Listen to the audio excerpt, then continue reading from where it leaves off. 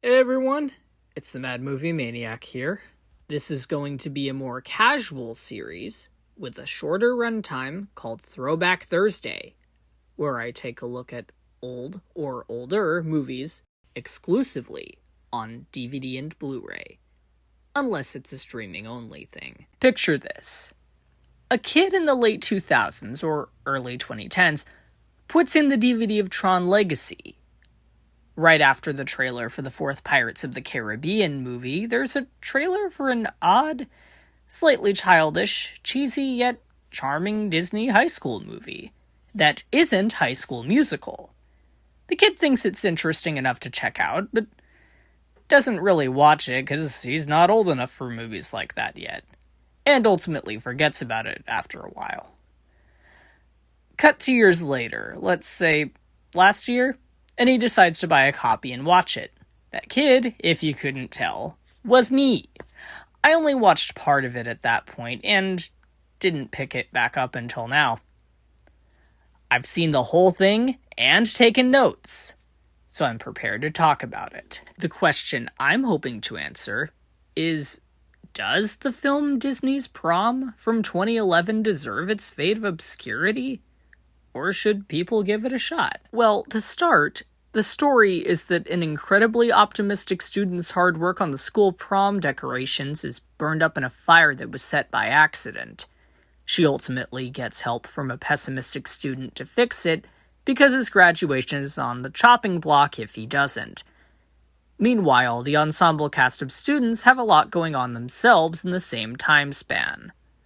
Before I go any further, I'm probably going to go more in-depth from here, so this is your spoiler warning. It starts with a very typical high school opening. After a narration from the lead about why the dance is so important, which has a mix of truth and exaggeration to it, she walks the halls of the high school, and her friends want to know if the guy she likes has asked her to the dance yet. From this first impression, you might think one of two things. If you were polite, you'd probably say, yeah, this isn't my cup of tea. And if you were brutally honest, you'd say, this is going to be insufferable. Now, personally, I don't hate this style of movie. It's just more one that I would watch on my own rather than with other people, and kind of leans toward guilty pleasure. However, the movie starts to become funny the minute an inexplicable Avril Lavigne lookalike shows up on screen. For no reason. And if that wasn't enough, a pretty funny, creative joke happens shortly after. The lead Nova puts the prom flyer near the local loner Jesse's locker, and a bunch of girls crowd around it. To get them away from the area, he takes the flyer and puts it on the wall across from him, and the girls head over there instead. I just wish the movie had more of this kind of humor, rather than relying on the cliche, family-friendly high school dialogue I've heard a million times. I will admit, though, some of the lines, line deliveries, and acting did manage to get a laugh out of me.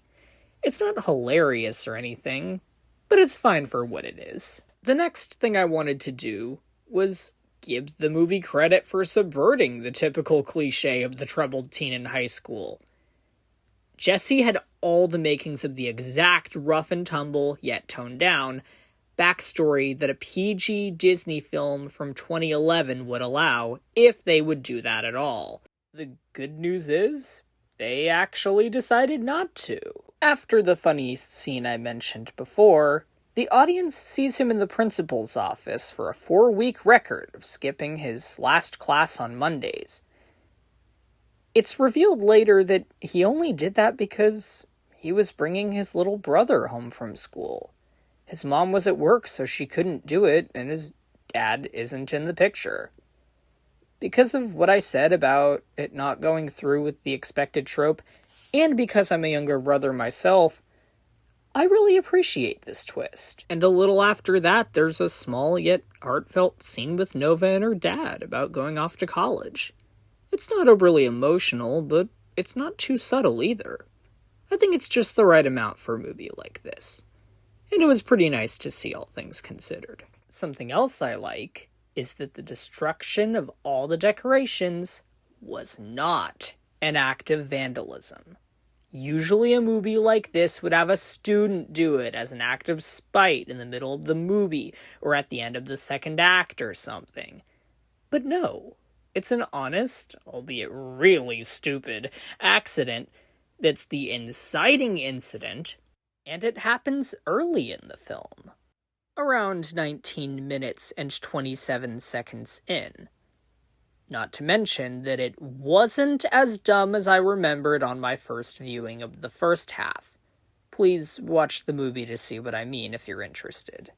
It's interesting to note that Jesse is forced to help fix everything because he pushed the principal by acting like he didn't care, as usual. In fact, from the way he was talking, a lesser movie would have had him be the one to destroy them. Again, though, the movie doesn't do that. He doesn't like Prom, but he wouldn't stoop to that. He's not actively hateful, he's just indifferent. The movie has a huge soundtrack. I don't know how popular it was when the film came out, but unless it was a song I heard in the trailers, 2 of which actually made it into the movie, which is nice, the only memorable song for me was the 9th track, called In Deep. It's a nice, catchy, laid-back acoustic guitar song, and I like it. Overall, the movie was fine. While I don't think it's awful or anything, I can also see why it was forgotten by Disney fans. It's very much a family-friendly high school movie for beginners.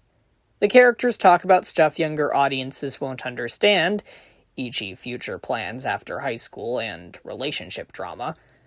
But with the exception of a couple lines here and there, it's too childish for older audiences to enjoy beyond what it is. So, I say you might enjoy it as long as you like this kind of movie.